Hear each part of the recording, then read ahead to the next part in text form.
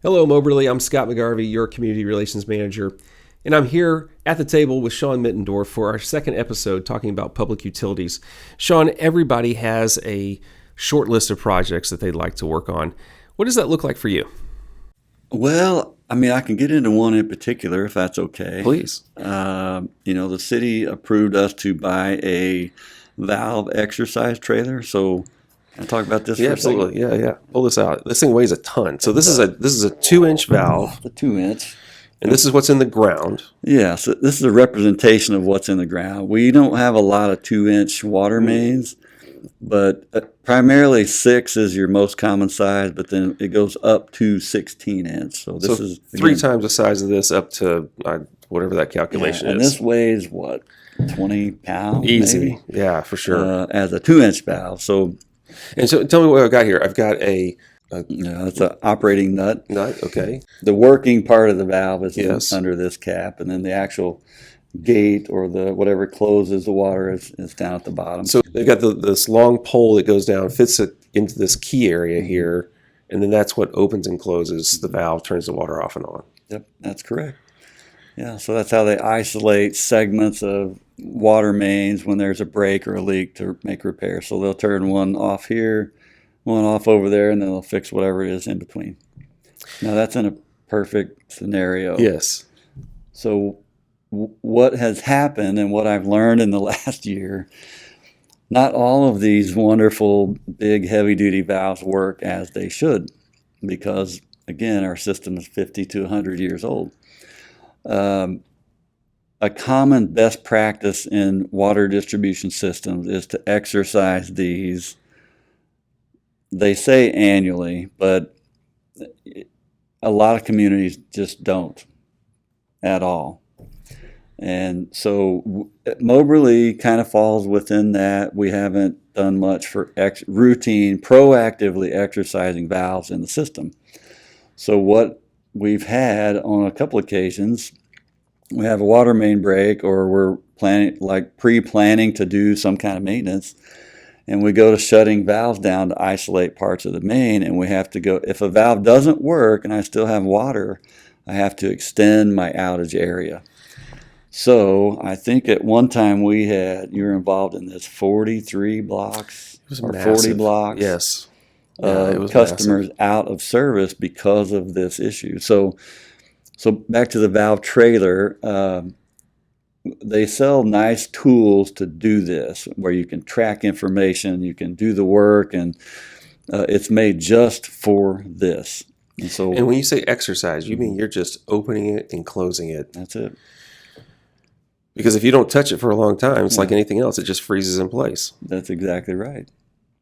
Yeah. And so I don't know the count of valves in the ground, but at one intersection, if you have, say, a 6-inch pipe coming this way and there's a cross pipe going this way, there should be 4 valves at that one intersection.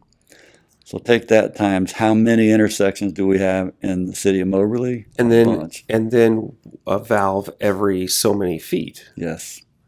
down the street. Yes. Yeah, there are guidelines that the state puts out for design guides, and I think it's 300 to 500 feet for a valve, something like that. And the idea would be that I can turn this off, I can turn off another one, and I don't have to turn off an entire neighborhood to shut down water. I can turn off just a couple of houses and fix that, whatever the problem is. In a perfect distribution system, which I don't think exists, but in a perfect one, if you had a leak on a block, you should be able to shut down 2 valves, maybe more. It depends on the configuration, but 2, maybe a few more valves to isolate that to fix it. And that should be throughout your entire distribution system. That's the vision I have for the city of Moberly. Now, again, we're not going to get there tomorrow. Sure. Because we didn't get here in a day. I've been on part of the process of notifying people when we have a break.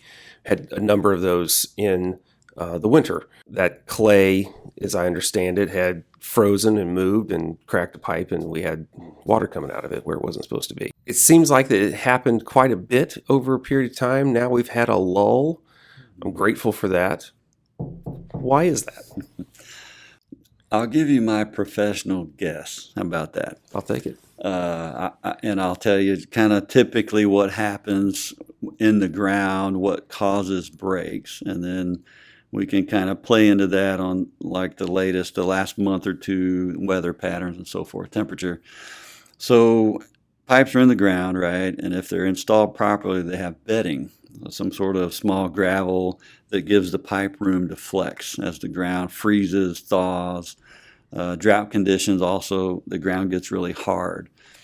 And so as the pipes age, they get more brittle, or if they haven't been installed properly with bedding and they try to flex, it doesn't like that. So that causes breaks. The last couple of months, I think temperatures have been mild. There's been no freeze or thaw.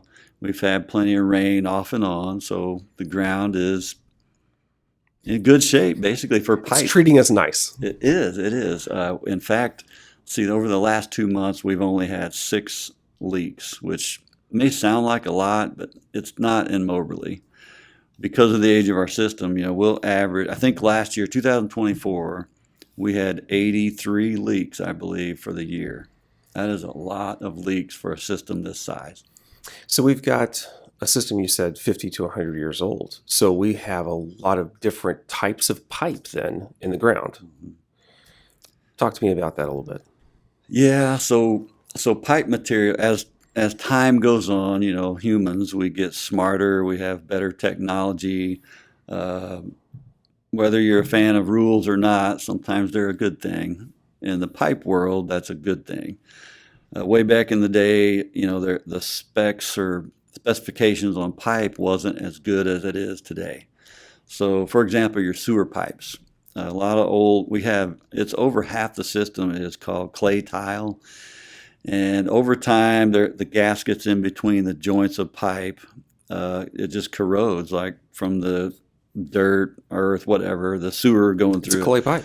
Yeah, it's clay pipe. And so that stuff gets really brittle, and as those gaskets erode, it gives a place for roots to intrude the sewer mains. Today, when they put in a new sewer main, they use PVC pipe, which is way better. There's less room for error when it comes to the long term of the pipe, the gaskets corroding, and so forth.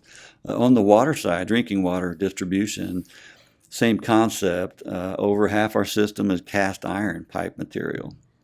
That's where our issues are. I think I've seen guys that said that they could just take a hammer and just smash it and it would just crack. Absolutely. That cast iron stuff. Yeah, that is absolutely true. Not like the PVC where it'd bounce off. Yeah, some of that PVC pipe, depending on the size diameter, is very thick. It's again, the technology, the specifications are so much better today than they were 50 to 100 years ago.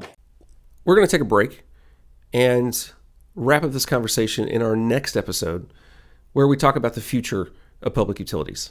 In the meantime, thanks for being at the table with the City of Moberly.